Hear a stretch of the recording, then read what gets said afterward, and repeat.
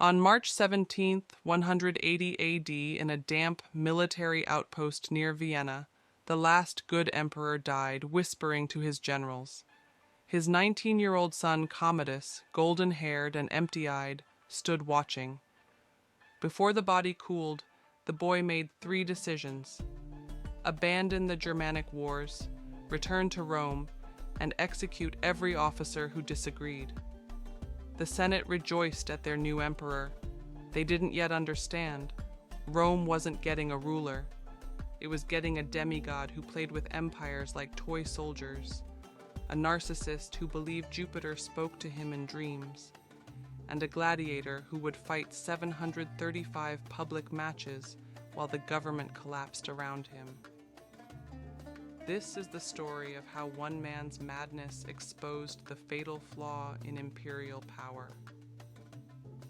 Commodus didn't just abandon his father's war, he paid the Germanic tribes tribute to leave, gold for barbarians who'd bled Rome for 14 years.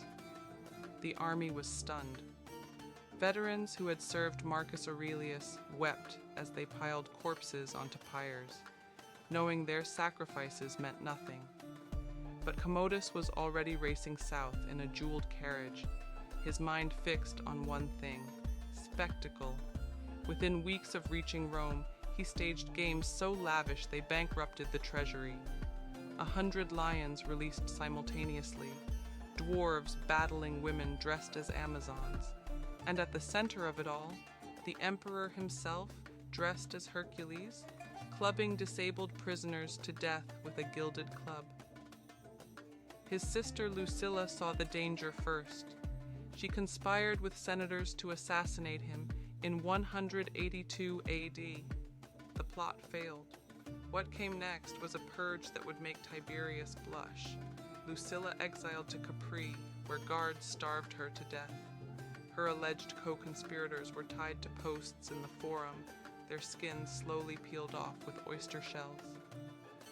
Commodus watched, snacking on grapes, as the historian Dio Cassius recorded, as if at a theatrical performance. By 190 AD, Rome had become a funhouse mirror of imperial cult. Commodus renamed the months after his 12 divine names: Amazonius, Invictus, Exuperatorius. He ordered the Colossus of Nero recast in his own image, with a club and lion skin. At night, he prowled the palace dressed as Venus, forcing noblewomen to worship him. The Praetorian prefect Cleander became his enabler, selling senatorships to the highest bidder, executing rivals on whim, until the streets ran red with aristocratic blood. But the true horror lay in the arena.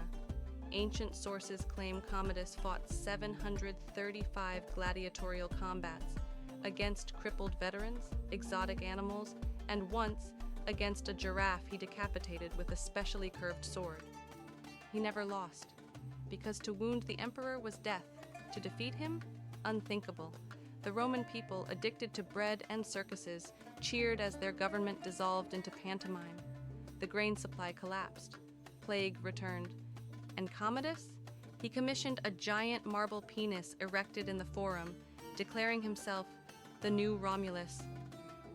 In December 192 AD, Commodus announced the Ludi Romani would last 14 days, each to begin with him killing an elephant, bear, and tiger before breakfast. He planned to march into the new year dressed as Hercules, personally assassinate the consuls, and rename Rome Colonia Commodiana. The Senate, now a rubber stamp, had already approved it. The Praetorians were bought. The people were numb.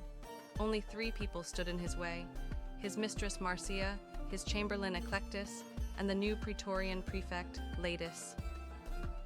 On December 31st, as Commodus soaked in his baths, Marcia handed him poisoned wine.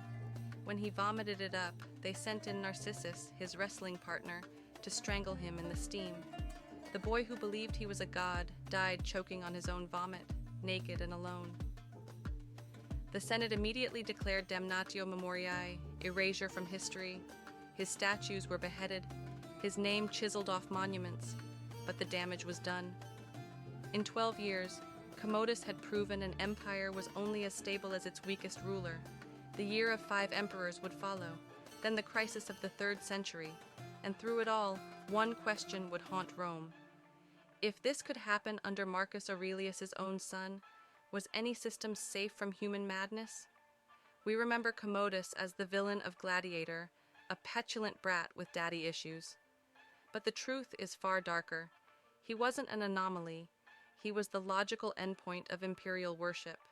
When you tell a man he's a god for long enough, he starts to believe it. When you give a psychopath unlimited power, he'll use it. The Senate thought killing Commodus would fix everything. They didn't realize they'd created a monster far more dangerous. The idea that emperors could be replaced like bad actors in a play. Next episode, we'll witness the year of 5 emperors and meet the Praetorian Guard's greatest innovation, the auctioning of Rome to the highest bidder.